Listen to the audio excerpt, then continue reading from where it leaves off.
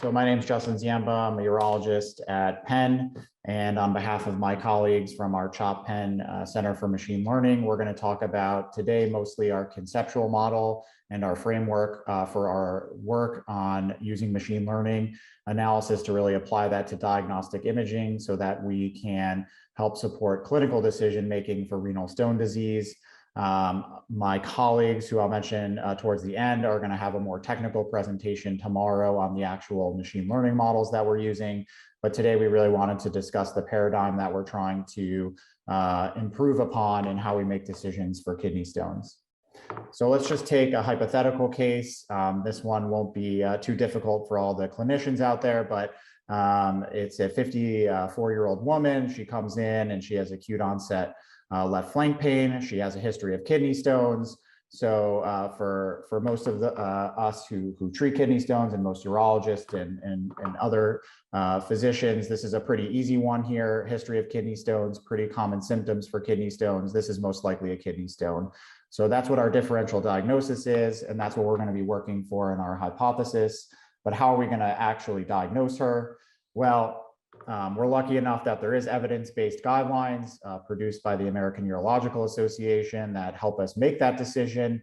And of course, that is a CT scan that is recommended. We know that's the most sensitive and specific for the diagnosis of upper urinary tract stones. So that's where we're going to go ahead and order that scan.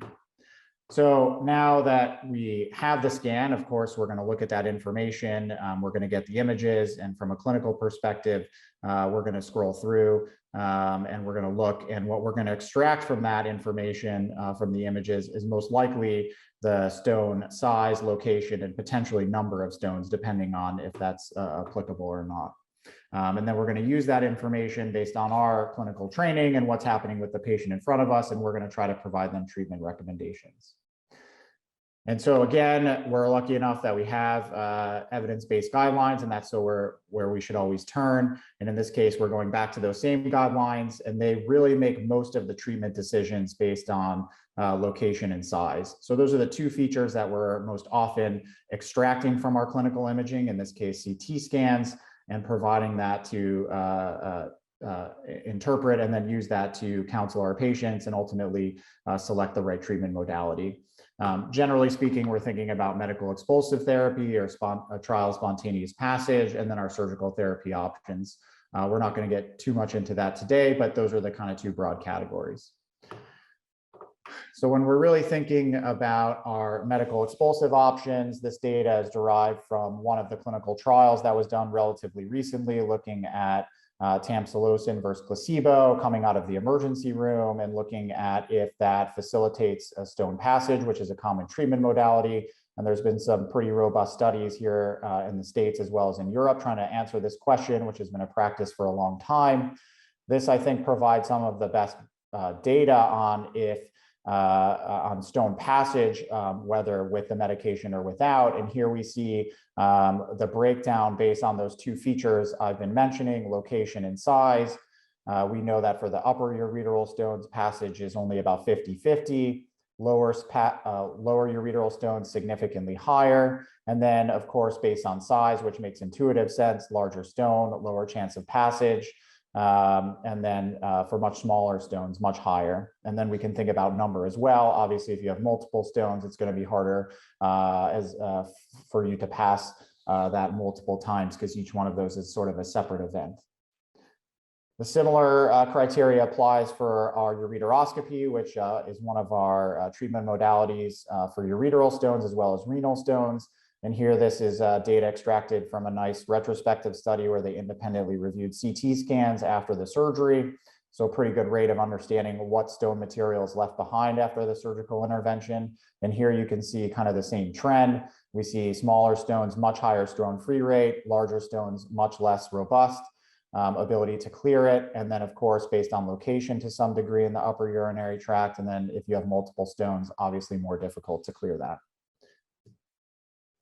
So that really is the information that we're left, to be able to utilize and provide that information to our patients and try to counsel them on what we think would be the best treatment option for them in that clinical scenario. But what if we could do better? What if we can individualize or personalize that recommendation by incorporating a large amount of data? And so what's often left on the table is robust clinical information, demographic information from the EHR, and of course, radiographic information, which for kidney stones is really the crux of deciding what your next treatment option is going to be. And so how can we utilize all that information and put it into our hands and the hands of our patients to make the best treatment decisions for them?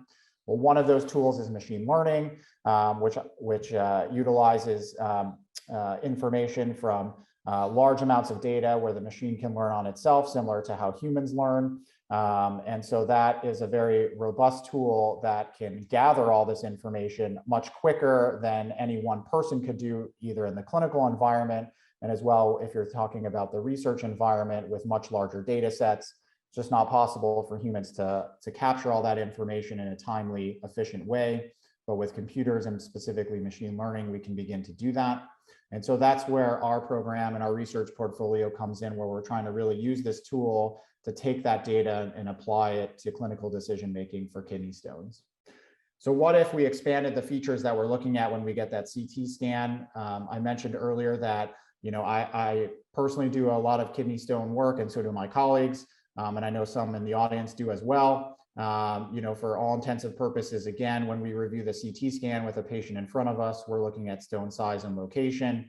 But what if we can now start to easily compute stone density? If we know stone composition, that can sometimes be derived from CT scan, but also from the EHR from previous stone passage for that patient. What about stone shape? There is some evidence that that is beneficial, particularly in ureteral stones, but not much work has been done on that. And of course, the calyceal and ureteral anatomy, some of that work to some degree has been done on anatomy when we're thinking about shockwave and calyceal angles. But what about a much more robust examination? And then of course, all the clinical information that's now contained in all our EHRs, specifically looking at demographics, but what about clinical history as well? For patients with kidney stones, this is a recurrent phenomenon for many of them.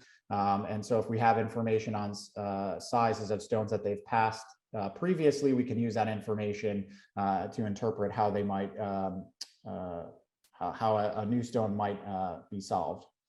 So let's go back to our original hypothetical case here and now put a lens of using machine learning in our new paradigm of using this tool and what we're working towards achieving. So this is that same patient. Again, our initial diagnosis is kidney stones. We're going to look back to our guidelines. We're of course going to get that CT scan again, and that's going to hopefully provide us with a diagnosis. So before, we would get the imaging, and then we as a clinician would interpret that imaging by scrolling through it and looking through at the imaging, perhaps calculating some sizes, maybe calculating density, but that's all very time consuming. What if that can go through a machine learning model, and then that can extract a significant number of features, basically almost instantaneously, which would take us as humans many seconds, if not minutes, to be able to do that. And now we're pulling out all those features that I mentioned before and marrying that with the clinical information from the EHR. And here's just some representative screenshots from our machine learning models that we're attempting to do that work. So the top frame is segmentation by the machine, where it basically learned in that first pane what the kidney tissue or the renal parenchyma looks like. So that's highlighted in red. It's automatically segmenting and outlining for us. That's kind of one of the first steps in identifying anatomy and calculating all those anatomical features. The next pane is the ureter, which it turns out is actually quite difficult to identify, both for the machine and actually for humans. Anyone out there who's looked at a very thin individual and tried to trace a non-dilated ureter, it is quite complicated sometimes, particularly in the pelvis. So this is an area we're actively working on improving our models. The final pane there is of the bladder. And then we get to the lower pane, which is identifying the stones that are present in the renal parenchyma and calculating all the features that would be important there as well. So all this is essentially happening in real time because the machine learns, understands this from the training data set and continues to evolve and refine the model and provide these identifications for us. So we haven't made it quite this far yet, but this is our ultimate goal. Hopefully here over the next year, we're edging ever closer. But let's say that we have a patient here who comes in. You can see the stone at the top that I put next to her head is relatively small. Well, I guess ratio wise is big, but let's assume it's small. It's nice and smooth. It looks like it's kind of, a little rocket ship shape there. So we get the CT scan instantly at the point of care of diagnosis. All those features are extracted. It's linked to the EHR for this individual, and we know that the model would be able to create us a probability of how likely this is to pass based on all the previous data that has it acquired, as well as specific for this individual. And here we know a score of, let's say, 95% that this patient's going to pass the stone. So this is a great opportunity to be able to tell this patient if their symptoms are controlled, look, this is going to clear in the next 14 days. You are almost certainly not going to need surgery, and we can sort of move on to sort of thinking about prevention or what the next steps are. But let's take this other patient, and now this is probably the more important patient where this paradigm and this framework could be very useful. Let's say this is in the ER, and now we have a much larger stone, a much more jagged stone, a much more difficult shape to pass through a ureter. CT scan gets done in the ER. We have our machine learning algorithm extracts all those features, and all of a sudden we see a score here of 95% they're going to need surgery. Now, traditionally what happens is this patient, the ER says, you might have a chance of passing this, you might not, you need to follow up and just give it time. Weeks go by, they get in to see the urologist, and time goes on, more imaging studies are done, time off of work, et cetera. And that ultimately they end up with surgery. Well, we could backtrack and just provide them with a really good interpretation, a really high probability score with a good confidence interval would be quite nice. And we can say, look, you almost certainly are going to need surgery. And that's someone that could get scheduled perhaps the next week, and this problem could be solved for them relatively quickly. So what we're trying to do in our group here is really apply that machine learning tool specifically to imaging analysis, and particularly for kidney stones. We're starting to leverage the complex data that's in the EHR to be able to link that up together.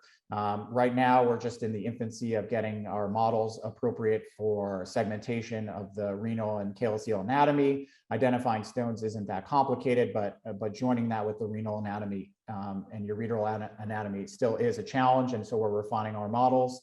Our ultimate goal is to get that into decision support, at least initially, and then hopefully we can use that to improve clinical outcomes.